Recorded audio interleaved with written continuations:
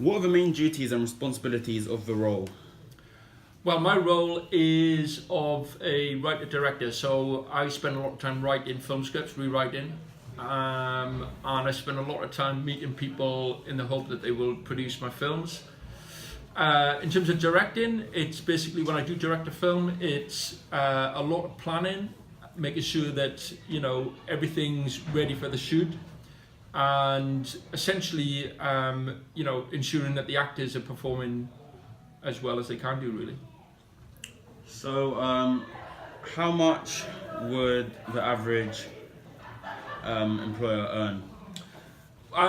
Well, I mean, essentially, when you're starting off as as a filmmaker, you're probably spending more than you're earning. So, because you have to spend money to make films in order to convince somebody to put money into your films, essentially. So you're in negative equity for long times before you start earning money. But then, if you are successful in film, the rewards can be very high indeed. So at the moment, I don't get paid much as a filmmaker, but when I do, hopefully it'll be, it's not the motivation really to, money's not really the motivation for making films. You have to love it.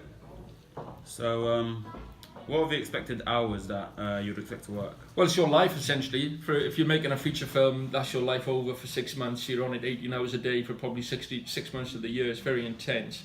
So, that's for feature films. For short films, my last short film took me about 4 months to make, and I was working on it pretty much all the time. How does this job fit into the larger picture of the industry? I guess if you're a writer director, then you could argue that you're creating the project, right? But I still think in film everyone's important. Everyone in the crew has a role to play and a function, and everyone in the production team, the distribution team, they're all part of the same thing, really.